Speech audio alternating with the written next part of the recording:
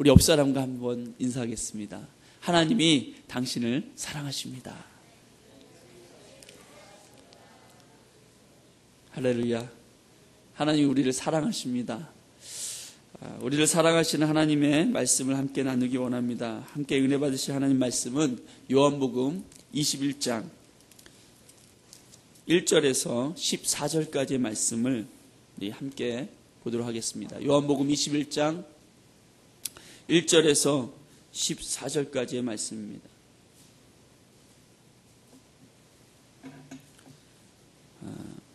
요한복음 21장은 요한복음 전체의 부록과 같은 장이다, 이렇게 얘기를 많이 합니다. 왜냐하면 요한복음이 예수님의 십자가 죽으심과 부활하심을 이야기하고 그 부활을 믿지 않았던 제자 도마를 만나는 장면까지 요한복음 20장에서 끝납니다. 그리고 요한복음 20장 마지막 절은 요한복음을 기록한 이 기록 목적을 요한이 이야기합니다. 그러고 나서 요한복음 21장이 있는 것입니다. 요한복음 21장의 내용은 사실은 요한복음 전체에서 빼도 별로 상관이 없을 장인데 마치 부록처럼, 책의 별책 부록처럼 그렇게 들어가 있다, 이런 이야기를 합니다. 왜 하나님께서 사도 요한을 통해서 이 요한복음 21장을 기록하게 하시고 우리에게 이 말씀을 듣게 하시는지 오늘 말씀을 함께 나누면서 하나님의 마음을 좀 함께 나누게 되기를 바랍니다. 1절부터 14절까지 우리 한 절씩 교독하여 읽고 마지막 절은 합독하겠습니다. 제가 먼저 읽겠습니다. 그 후에 예수께서 디베랴 호수에서 또 제자들에게 자신을 나타내셨으니 나타내신 일은 이러하니라.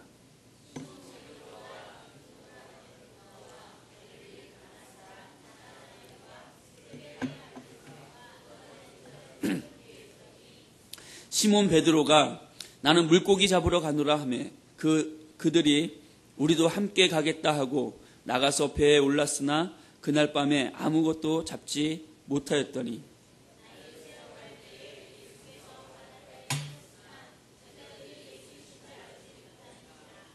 예수께서 이르시되 얘들아 너희에게 고기가 있느냐 대답하되 없나이다.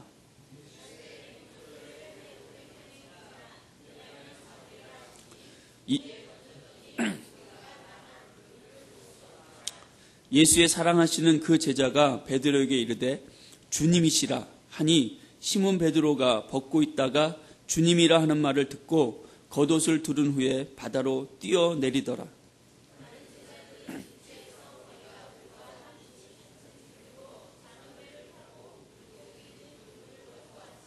육지에 올라보니 숯불이 있는데 그 위에 생선이 놓였고 떡도 있더라.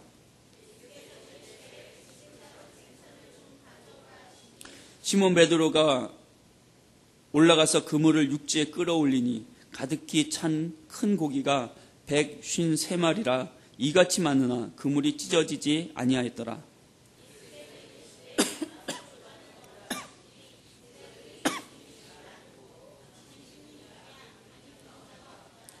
예수께서 가셔서 떡을 가져다가 그들에게 주시고 생선도 그와 같이 하시니라.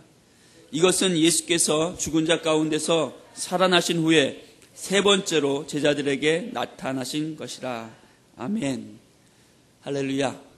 오늘 함께 읽은 이 본문 말씀을 배경으로 가까이 계시는 하나님이라는 제목으로 함께 하나님의 은혜를 나누고자 합니다. 부활하신 예수님은 우리와 가까이 계시는 하나님이신 줄로 믿습니다. 지금도 이 자리에 우리와 함께하고 계십니다. 보이세요? 뜬금없이 또 목사님 그런 식의 질문을 보이십니까? 보이진 않죠. 그러나 주님이 계신 것이 느껴지십니까? 주님이 여기 우리와 함께 하시는 것이 정말 가슴으로, 마음으로, 영으로 느껴지고 그 느낌이 내 육체까지, 내 삶의 자리까지 경험으로 느껴지게 되기를 소원합니다. 저는 제가 즐겨 하는 말 가운데 지금 이곳에 우리와 함께 하시는 하나님이라는 이 말을 굉장히 좋아합니다. 왜냐하면 제가 하나님을 만났을 때 하나님이 멀리 구만리 장천 먼 곳에 계시는 하나님이 아니라 내게 너무나 가까이 계시는, 지금 바로 내 삶의 자리에 내 안에 거하시고 내 옆에 거하시고 바로 내가 서 있는 이 자리에 함께 하시는 하나님이시다라는 것을 제가 깊이 느꼈기 때문에, 그것을 경험하고 나서는 지금 이곳에 우리와 함께 하신 하나님, 지금 이곳에 나와 함께 하신 하나님이라는 말을 제가 자주 하게 되고 꼭 예배할 때마다 그 말을 쓰게 되어줍니다. 창세기에 보면 야곱이라는 사람이 야복 강가에서 천사와 씨름을 하다가 하나님을 만나게 됩니다. 그리고 그곳의 이름을 브니엘이라고 짓게 되어집니다. 브니엘이라고 하는 말의 뜻은 하나님의 얼굴을 대면하여 봤다, 하나님의 얼굴이라는 뜻입니다. 창세기 32장 30절에 보니까 야곱이 그곳 이름을 브니엘이라 하였으니 그가 이르기를 내가 하나님과 대면하여 보았으나 내 생명이 보존되었다 함이더라. 제가 20대 중반에 정말 하나님이 살아계신 하나님이신지, 진짜 하나님이 정말 살아계신 분이시라면 날 좀 만나달라고 이 야곱처럼 하나님과 씨름하게 되어졌을 때가 있었습니다. 그때 제가 어렸을 때부터 모태신앙으로 어렸을 때부터 신앙생활을 해왔었지만 그 20대 중반에 진짜 하나님이 살아계신가에 대해서 고민하고 하나님과 씨름하고 기도했을 때, 그때 하나님이 저를 만나주셨는데 그 하나님이 너무나 가까이 계셔서 마치 그분의 호흡하시는 숨결이 느껴질 정도로 내가 가까이 있었다, 이런 말을 그 하나님을 만나고서 청년들에게 간증할 때마다, 친구들에게 간증할 때마다 그렇게 고백하기도 했었습니다. 얼마나 가까이 있었는지, 마치 부부가 서로 이렇게 얼굴을 맞대야지만 숨결이 느껴지잖아요. 거의 코와 코가 가까이 있어야지만 느껴지지 않겠습니까? 하나님이 내게 진짜 그렇게 가까이 느껴지는 거예요. 그리고 그 가까이 계시는 하나님이 느껴지는 그 시간들로 인해서 제 인생의 가장 중요한 터닝 포인트가, 인생의 전환점이 이루어졌던 것을 생각해 보게 됐습니다. 존 오토버그라는 목사님이 쓰신 책 가운데 생각보다 가까이 계신 하나님이라는 제목의 책이 있습니다. 제가 서점에서 우연히 그 책을 발견하고서는 그것을 사게 됐는데, 존 오토버그라고 하는 분을 제가 알긴 알지만 그분의 이름 때문에 그 책을 산 것이 아니라 그 책의 제목, 생각보다 가까이 계신 하나님이라는 그 제목 때문에 그 책을 사게 되었습니다. 오늘 우리가 내 생각보다도 너무 가까이 계시는 하나님, 그 하나님을 경험하게 되는, 그 하나님을 만나게 되는 그런 예배가 되어지기를 예수님의 이름으로 축원합니다. 오늘 본문 말씀은 그 후에라는 단어로 시작을 합니다. 이 그 후에라는 말은 부활하신 예수님을 두 번이나 만나고 난 이후에라는 말입니다. 두 번째 만남에서 앞서 말씀드렸던 것처럼 디두모라고 하는 도마가 어떻게 죽은 사람이 다시 살아날 수 있어? 너희들이 본 예수님은 아마 니들이 착각한 것일 거야. 뭔가 환각 상태에 빠져 있거나 너무 보고 싶어서 니들이 뭔가 착각하고 있었을 거야. 나는 그것을, 너희들이 예수님이 부활했다고 하는 말을 믿지 못하겠다라고 얘기했을 때 예수님이 나타나셔서 도마를 만나주시고 도마에게 자신의 못자국 난 손을 내미시면서 손가락으로 한번 넣어보라고, 내가 예수라고, 내가 다시 살아났다고 말씀하십니다. 요한복음 20장 27절에 도마에게 이르시되 내 손가락을 이리 내밀어 내 손을 보고 내 손을 내밀어 내 옆구리에 넣어보라. 그리하여 믿음 없는 자가 되지 말고 믿는 자가 되라. 그렇게 말씀하셨습니다. 그렇게 확실하게 부활하신 예수님을 나타내 주시고 도마에게까지 보여주시고 말씀해 주셨는데 그 후에라는 말입니다. 그 후에. 그렇게 두 번이나 부활하신 예수님을 만났던 제자들이 그 후에 어떻게 합니까? 다시 자신들의 옛날 삶의 자리로 돌아가는 것을 보게 됩니다. 오늘 2절과 3절에 이렇게 얘기합니다. 시몬 베드로와 디두모라 하는 도마와 갈릴리 가나 사람 나다나엘과 세베대의 아들들과 또 다른 제자 둘이 함께 있더니 시몬 베드로가 나는 물고기 잡으러 가노라 하매 그들이 우리도 함께 가겠다 하고 나가서 배에 올랐으나 그날 밤에 아무것도 잡지 못하였더니 이렇게 얘기합니다. 두 번이나 예수님, 부활하신 예수님을 만난 후에도 이들은 다시 자신들이 옛날 삶의 방식으로 돌아가려고 했습니다. 본문에는 베드로와 함께 도마의 이름을 언급합니다. 왜냐하면 20장에 그 도마, 예수님의 손, 이 못자국 나는 손에 이 손가락을 넣어보라고까지 예수님이 부활을 확실히 증명하셨던 그 도마를 언급하는 것입니다. 왜 제자들은 부활하신 예수를 그렇게 분명하게 만났음에도 불구하고 다시 옛날 삶의 자리로 돌아가려고 했던 것일까요? 저는 그들이 예수님이 십자가를 지시고 죽으셨을 때 예수님과 함께 십자가를 지고 예수님을 따라가지 못했기 때문에, 아니 자신들이 나는 예수님의 제자로서 예수님을 따라가는 삶, 자기를 부인하고 자기 십자가를 지고 예수를 따라가는 삶에 실패한 사람이다 라고 하는 생각을 가지고 있었기 때문에 부활하신 예수님을 그렇게 분명하게 만났음에도 불구하고 예수님이 원하시는 삶을 살아가지 못하는 것을 보게 됩니다.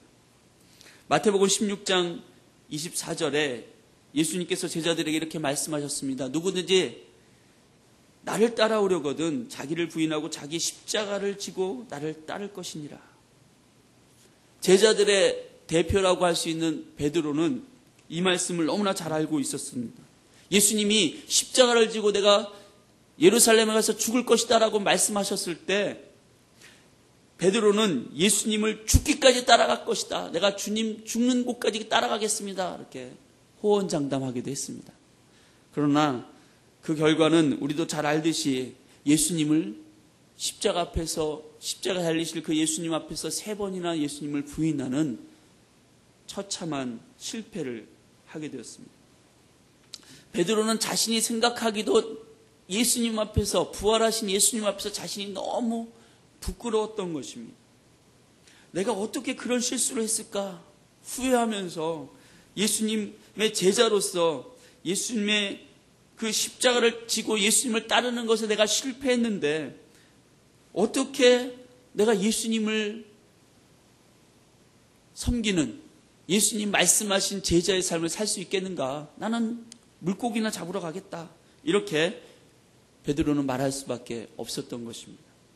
다른 제자들도 마찬가지였습니다. 나는 물고기 잡으러 가겠다. 베드로가 이렇게 얘기했을 때 아마도 그들은 어부 출신들인 그 제자들은 예수님이 그들을 부르셨을 때의 그날을 기억했을 것입니다. 예수님이 그들에게 이렇게 말씀하셨거든요. 나를 따라오너라. 내가 너희를 사람을 낚는 어부가 되게 하리라. 그런데 베드로가 물고기나 잡으러 가겠다라고 말할 때 나머지 제자들의 마음속에서도 사람을 낚는 어부가 되기는 뭘, 물고기나 잡으러 가야지. 나 같은 사람이 어떻게 예수님을 따르는 제자로서 사람을 낚는다고? 웃기고 있네. 그래 베드로, 네 선택이 맞아. 나는 물고기나 잡으러 가야겠다 라고 함께 베드로와 함께 물고기 잡으러 가겠다고 일어섰던 것입니다. 예수님을 따르는 것에 실패하고 십자가를 두려워했던 제자들을 자신들의 실패와 패배감으로 내가 누구인지, 내가 어떤 사람이어야 되는지 자신들의 정체성을 잃어버리고 말았던 것입니다. 사실 우리도 그렇지 않습니까? 우리도 예수님을 따르는데 자주 실패합니다. 그리고 그 실패는 하나님 앞에서 내가 자신 있고 떳떳하게 나아가게 하기보다는 우리를 자신을 정죄하고 때로는 내가 옛날 삶의 자리로, 옛날 삶의 방식으로 돌아가도록 부추깁니다.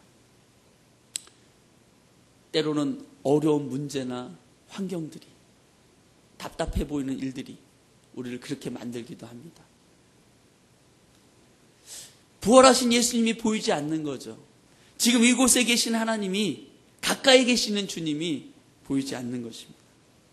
오늘 본문의 말씀이 십자가의 고난주간도 지나갔고, 지난주에 부활하신 주님을 만나는 부활의 아침을 경험하기도 했지만, 여전히 그리스도를 따르는데 실패하고 좌절하면서 예수 안에서 자기의 정체성과 사명, 비전을 놓치고 있는 자신 없는 그리스도인들, 저와 같은, 우리 성도님들과 같은 그런 제자들에게 주시는 하나님의 말씀이라고 믿습니다. 오늘 본문을 보면 부활하신 예수님은 실패한 제자들을 찾아오시는 것을 봅니다. 베드로를 비롯해서 제자들이 밤이 새도록 물고기를 잡으려고 그물을 던졌지만 아무것도 잡지 못했습니다. 아마도 그들은 이 그물을 던지고 빈 그물을 끌어올리면서 더욱 큰 시리에 빠졌을 것입니다. 예수님 쫓아가는 신앙생활도 엉망인데 세상 가운데 하는 일도 되는 게 없는 거예요.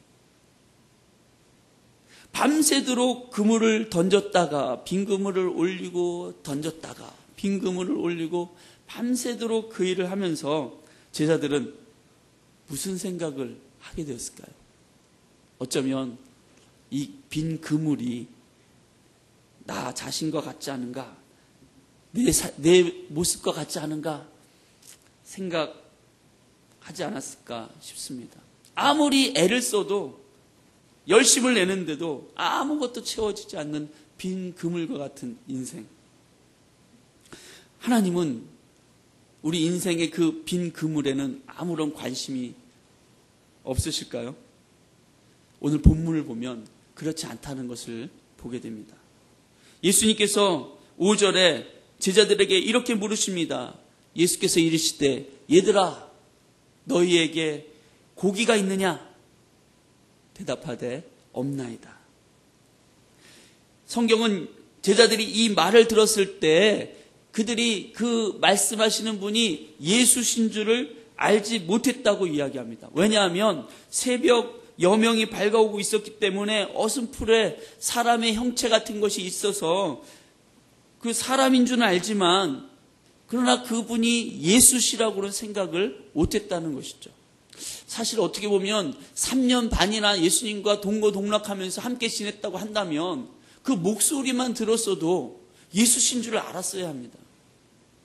그러나 그들의 마음에 있는 실패, 좌절, 패배감, 문제와 어려움들, 주님이 나와 함께 그 3년 반이나 동거동락했던 그 예수님께서 이제 십자가에 죽으셨다라고 하는 그 충격, 이 모든 환경의 어려움들이 그들의 마음을 눌러서 사실은 부활해서 그들과 함께 계시는 주님, 그들과 가까이 계시는 주님의 음성을 알아듣지 못하게 했던 것이죠. 언제부터 예수님이 그 바닷가에 계셨는지는 잘 모릅니다. 아마 그곳에서 예수님은 제자들이 계속 그물을 던지고 허탕치면서 이번에도 허탕이네.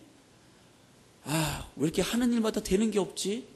마음속에 나오는 푸념들, 절망의 탄식들, 계속 허탕을 치면서 그물을 던지고 들어올리고 던지고 들어올리고 하는 소리를 그 바닷가에서 듣고 계셨을 것입니다.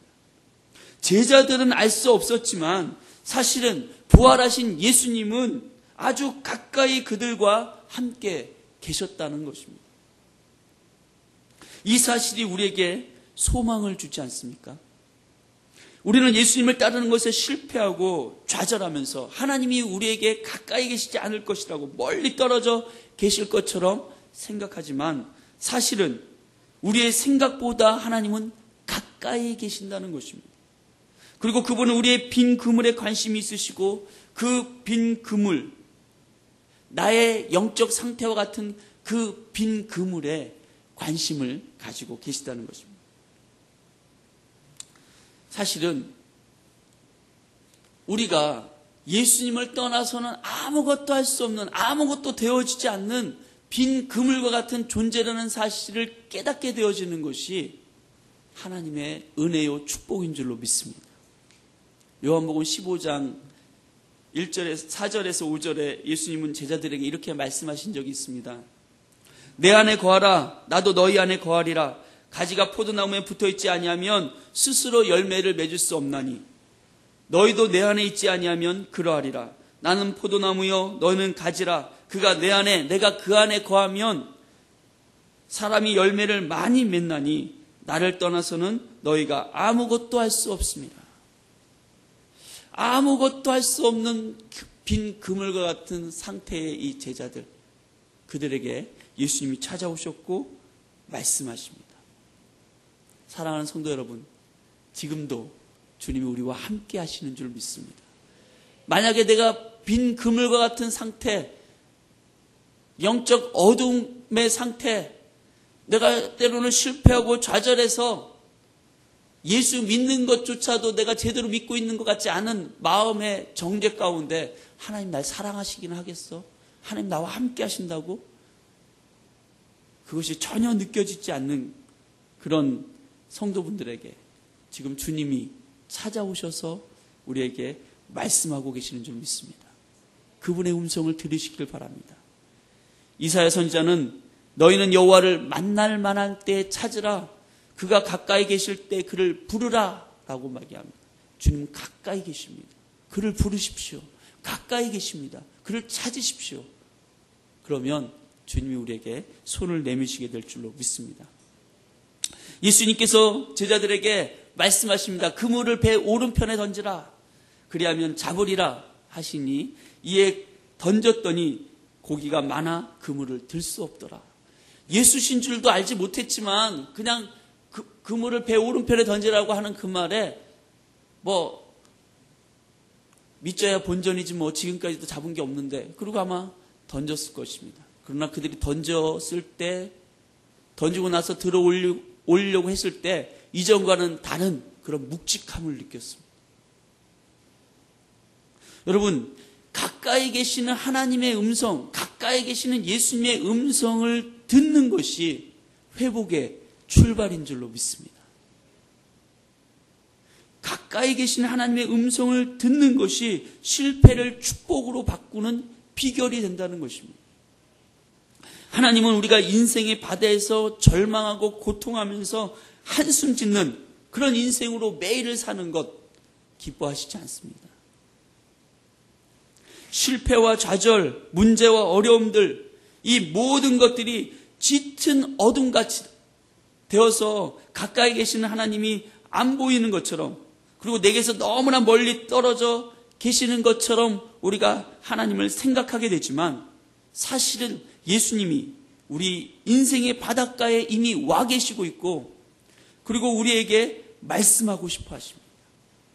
빈 그물을 통해서, 실패하고 있는 그 모습을 통해서 말씀하시는 거예요. 너에게 고기가 있느냐? 빈 그물이 오히려 하나님의 축복이 되는 이유는 주님이 우리 가까이 계시기 때문인 줄로 믿습니다. 때로는 지금 경험하고 있는 인생의 쓰라린 경험, 아픔, 실패가 나중에는 하나님의 은혜와 축복이 되는 일들도 있습니다. 저는 작년에 소천하신 그 강영우 박사님의 간증을 정말 좋아합니다.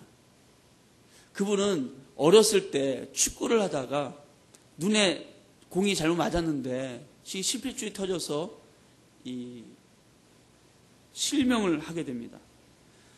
그런데 집안에 부모님들이 아버지께서 사업에 망하시면서 아버지가 돌아가시게 되어지고 그 충격에 얼마 안 있다가 어머니까지 돌아가시게 됩니다. 누님이 한 분 있었는데 이 가정을 이끌기 위해서 공장에서 일을 하다가 과로로 누님도 죽게 되어집니다. 자기 밑으로 동생 둘이 있었는데 실명한 채로 뭘 할 수가 있겠습니까? 그래서 하나님 앞에 눈을 뜨게 해달라고 많이 기도했었다고 이야기합니다. 그렇지만 이 강혜호 박사님의 눈은 뜨여지지 않았습니다. 강혜호 박사님의 책 가운데 꿈이 있으면 미래가 있다라고 하는 책에 이 부물에 대한 이야기가 있어서 좀 제가 발췌해 와서 읽어드리겠습니다. 이런 글이 있습니다. 하나밖에 없는 누나가 꽃다운 나이에 인생의 꽃을 피워보지도 못하고 어린 새 동생을 남기고 저 세상으로 갔을 때 나는 통곡하며 하나님께 눈을 고쳐달라고 기도했었다. 시력만 있으면 누나의 뒤를 이어 공장에 다니면서 소년 가장으로 두 동생과 더불어 살 수 있을 것이라 생각했기 때문이었다. 그러나 그러한 기도의 응답은 노우였다. 하는 수 없이 9살 된 여동생은 보육원으로 보내고 13살 된 남동생은 어느 철물점으로 보내고 나는 맹인 재활원으로 뿔뿔이 흩어지던 날 우리 세 남매는 서로를 끌어안고 울고 또 울었다. 만일 그때 하나님께서 나의 기도를 예스로 응답해 주셔서 시력을 주셨다면 나는 아마도 공장 노동자 소년 가장으로서 불확실한 미래를 살았을 것이다. 그러나 하나님께서는 나의 기도에 노로 응답하셨고 결과적으로 오늘날 섬기는 지도자로 세상을 변화시키는 위대한 위인들 대열에 당당히 끼어있게 되었다.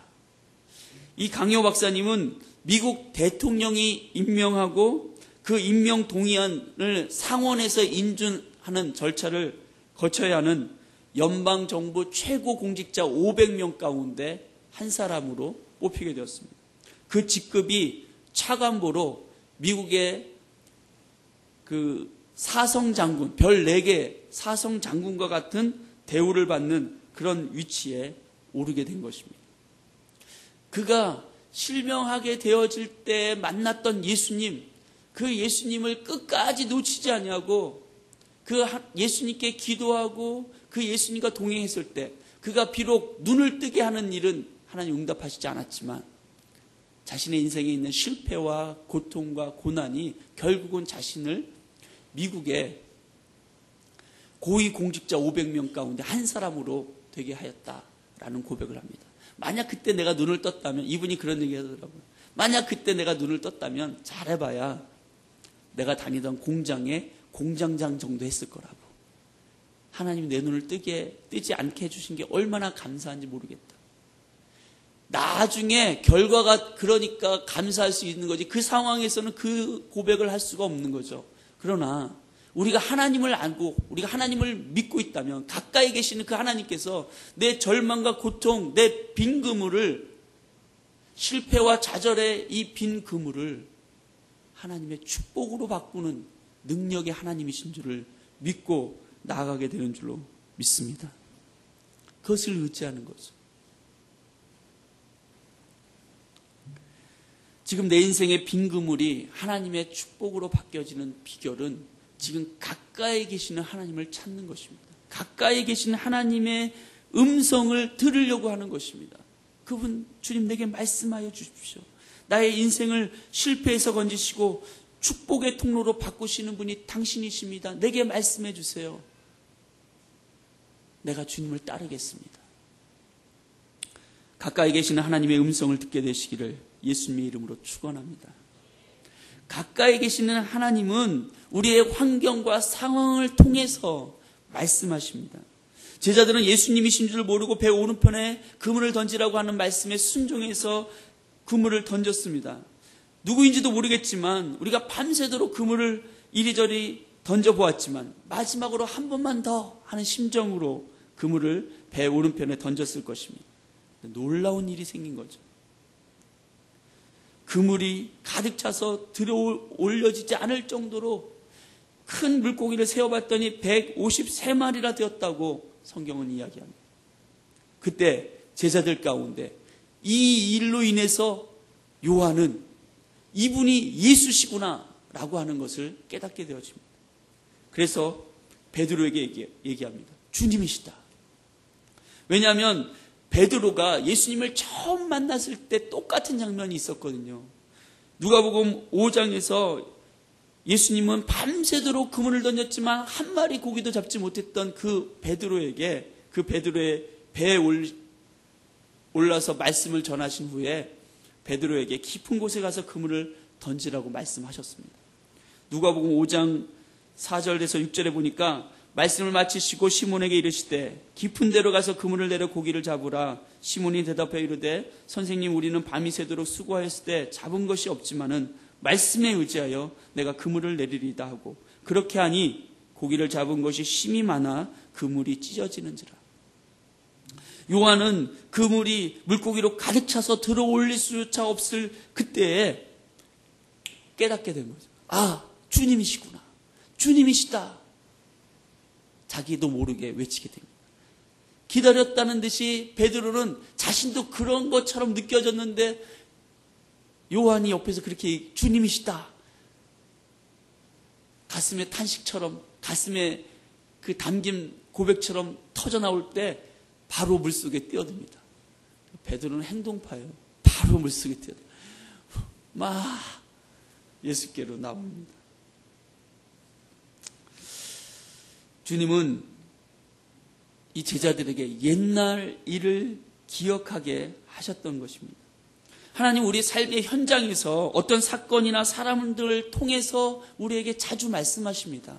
우리가 그분의 음성을 듣고자 있으면 오늘 설교 말씀을 통해서뿐만 아니라 우리 삶의 환경을 통해서, 사건을 통해서 자주 말씀하시는 분인 것을 깨닫게 된다는 것입니다. 저는 제가 아이들을 가르치다가 가르치는 제 말 속에서 하나님의 음성을 듣기도 합니다. 때로는 어떤 성도님에게 신앙 상담을 하다가 제가 생각하지 못했던 얘기들을 하면서 제 자신이 하나님의 음성을 듣게 되기도 합니다. 또 아이들이 제 앞에서 어떤 행동을 하는 것을 보면서 하나님의 음성을 듣기도 합니다. 또는 자연의 아름다움을 보면서 하나님의 음성을 듣기도 합니다. 당나귀를 통해서 발락에게 말씀하셨던 하나님은 우리 삶의 현장을 통해서 여러 가지 사건과 사람들을 통해서 우리에게 자주 말씀하시는 하나님이시라는 것입니다. 여러분, 구역예배에서 구역 식구의 이야기를 통해서 하나님의 음성을 들어보신 적은 없으십니까? 하나님과 전혀 상관없는 그 세상의 뉴스를 보면서도 하나님의 음성을 들어보신 적이 없으십니까? 어떤 내가 정말 싫어하는 어떤 사람의 모습을 보면서도 하나님의 말씀이 떠오르고 하나님의 음성이 들려지는 것 같아 보이지 않았습니까? 가까이 계신 하나님, 그 하나님은 우리의 환경을 통해서 말씀하시는 하나님이시라는 것입니다. 하나님은 그렇게 말씀하시면서 우리와 끊임없이 교제하고 마음을 나누기를 원하시는 것입니다. 제가 다니는 미용실에 집사님은, 저희 교회 집사님은 아니신데 신앙이 아주 좋은 집사님이십니다. 제가 머리를 자르러 미용실에 갈 때마다 이런저런 여러 가지 신앙의 이야기를 듣습니다. 저는 미용실에서 이 집사님과 대화하는 것을 통해서도 하나님의 음성을 듣게 됩니다. 작년 연초쯤에 이 집사님과 대화를 하는데 이분이 제 머리를 계속 자르시면서 머리카락을 자르시면서 말씀을, 하나님 주셨던 은혜를 막 나누시는데 이런 얘기를 합니다. 본인이 손님들의 이렇게 머리카락을 자르시면서도 하나님과 계속 교제한다는 거예요. 하나님께 마음을 나누고 하나님 음성을 듣고. 그런데 어느 순간에는 하나님이 이렇게 어떤 것을 깨닫게 해주시면, 하나님 말씀하시는 거 있으면 손님의 머리카락을 자르다가도 잠깐만 좀 기다리세요. 그러고선 자기 자리로 가서 급히 노트에다가 그 말씀하신 것들을 적었다고 하면서, 자기가 기도하면서 기도 시간에 적었던 노트들을 저한테 이렇게 보여주시는 거예요. 아이들 공책 같은 그 노트에다가 하나님 말씀하신 것들을 말씀하실 때마다 막 적은 것들을 여러 권을 제 앞에 보여주는데, 그때 제 안에 하나님 주신 생각들이 있었습니다. 그때 하나님이 이렇게 말씀하시는 것 같았어요. 기도할 때 하나님이 주신 생각들을 그냥 두지 말고 이 성도처럼 이렇게 적어라. 성도들도 기도하는 가운데 받은 말씀을 이렇게 소중하게 기록하면서 간직하는데 너는 말씀을 맡은 목자가 아니냐. 이렇게 말씀하시는 것 같았습니다. 그래서 제가 그날로 당장에 문방구 가서 작은 노트를 이렇게 하나 구입했습니다. 이게 벌써 3권째인데요. 제가 여기다 기도할 때마다 하나님 주신 마음들을 막 적습니다. 어느 날은 다음 날 설교할 내용들을 하나님 기도 시간에 다 우리 쉐카이나 기도할 때 다 불러주시는 것 같아요. 다 적고 그 내용 정리해서 설교를 하고 저희 집사람이 오늘 설교가 너무 좋았다고 그래서 내가 사실은 어제 저녁에 하나님 깨닫게 하신 거 막 적은 거 그거 있다 그랬더니 다음부터는 당신이 준비하지 말고 하나님이 이렇게 내 삶의 미용실에서 그 집사님의 그런 간증이지만 그 이야기를 들으면서도 하나님의 음성을 듣게 됩니다. 하나님 말씀을 듣게 됩니다. 오늘 본문에서 보여지는 예수님의 모습도 그렇습니다. 예수님은 바닷가로 물고기가 가득 찬 그물을 끌고 오는 제자들에게 이렇게 말씀하십니다. 육지에 올라보니 숯불이 있는데 그 위에 생선이 놓여있고 떡도 있더라. 예수께서 이르시되 지금 잡은 생선을 좀 가져오라 하시니 시몬 베드로가 올라가서 그물을 육지에 끌어올리니 가득 찬 고기가 153마리라. 이같이 많으나 그물이 찢어지지 아니하였더라. 예수께서 이르시되 와서 조반을 먹으라 하시니 제자들이 주님이신 줄 아는 고로 당신이 누구냐 감히 묻는 자가 없더라.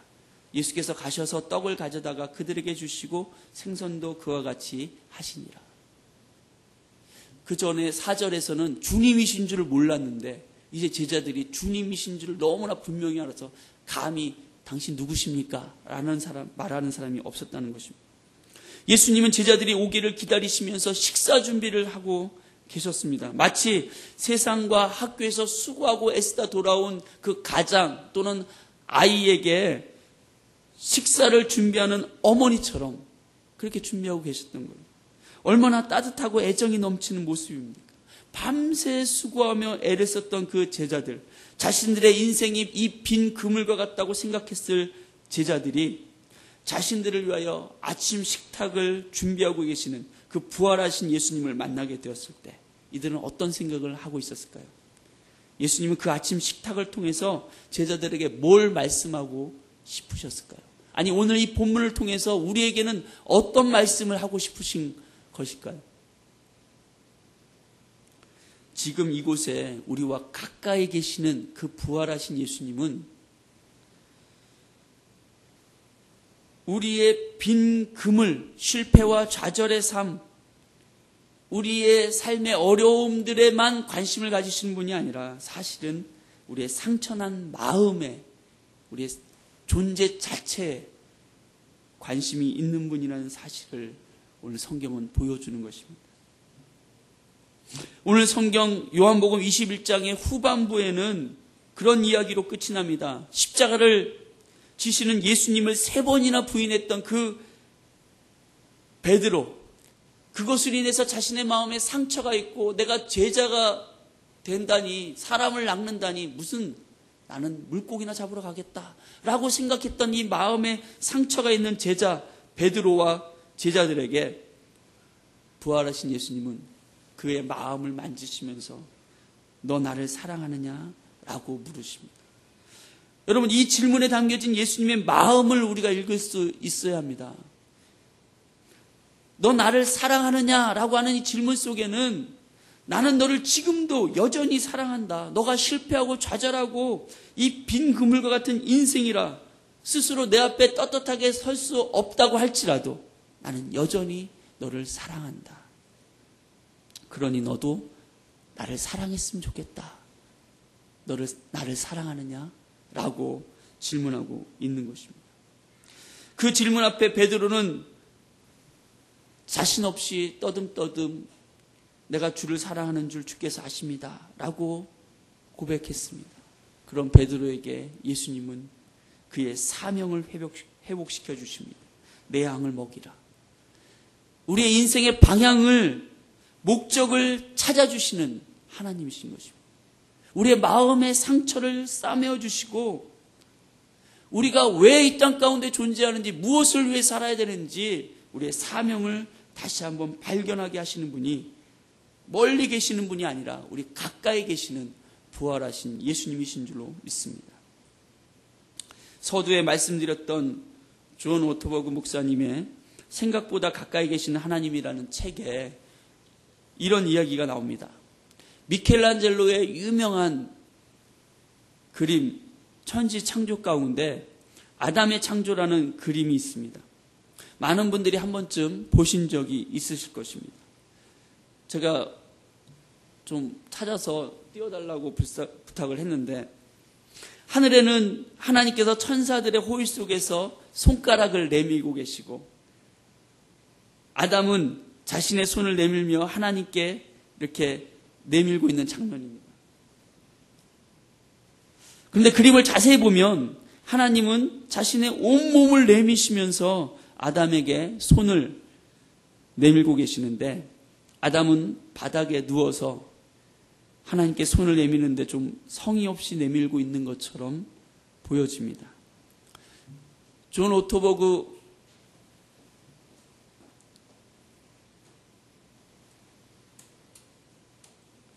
잘 안 보이나요? 네. 존 오토버그 목사님께서 그 책에서 이렇게 이야기를 하는 것을 제가 읽었습니다.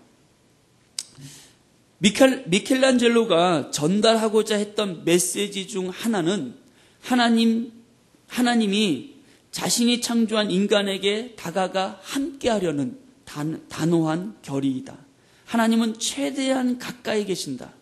아담은 하나님을 향해 손을 뻗고 있으면서도 한편으로 몸은 느긋한 자세로 뒤로 기대고 있다. 어쩌면 그는 하나님이 이렇게까지 가까이 왔으면 그 간격을 하나님이 메우리라고 생각하는지도 모른다. 아니면 그의 창조자와 접촉하는데 무관심하거나 힘이 모자라는 것일까? 손가락 하나만 들어 올리면 되는데 말이다. 이 그림은 하나님은 우리가 생각하는 것보다 더 가까이 계시다는 사실을 일깨워준다. 그분은 언제나 기도가 미칠 수 있는 거리에 계신다. 필요한 것은 최소한의 노력, 손가락 하나를 들어 올리는 노력이다. 저도 이 존 오토버그 목사님의 책을 읽고서야 이 천지창조의 그림을 다시 보게 되었습니다. 정말 아담은 손가락 하나만 살짝 들어 올리면 하나님의 손과 맞닿을 수 있습니다. 어쩌면 우리의 모습이 아닐까요? 우리 가까이 계신 하나님께 우리의 마음을 열고 그분의 음성을 들으려고 하고, 가까이 계시는 그 하나님께 우리의 빈 그물을 내어드려서 그분이 우리의 실패를 축복으로, 우리가 그분 안에 거해서 그분으로 말미암는 수많은 풍성한 열매를 맺어주시도록 그분께 우리 자신을 내어놓기를 주님은 우리에게 원하시고 계시는 줄로 믿습니다. 그분은 우리 삶의 현장에서 우리를 찾아오십니다. 우리를 만나주십니다. 말씀하고 계십니다. 그래서 주님의 이름은 임마누엘입니다. 우리와 함께 하시는 하나님. 그분이 나를 사랑으로 회복하시며 내 인생의 목적과 방향을 찾아주실 줄로 믿습니다. 지금 이곳에 부활하신 예수님이 함께 거하시는데 내 마음에 눈을 좀 감고 내 마음의 눈은 뜨고 주님께 내 손가락을 좀 내밀었으면 좋겠습니다. 주님이 내미시는 그 손에 내가 덥석 그 손을 좀 잡았으면 좋겠습니다. 주님이 말씀하십니다. 내가 너와 함께하고 있다. 너의 가까이 있다. 이 시간에 가까이 계시는 하나님께 우리 마음을 함께 기도로 올려드리길 원합니다. 우리 주님의 이름 한번 부르고 기도하겠습니다. 주여,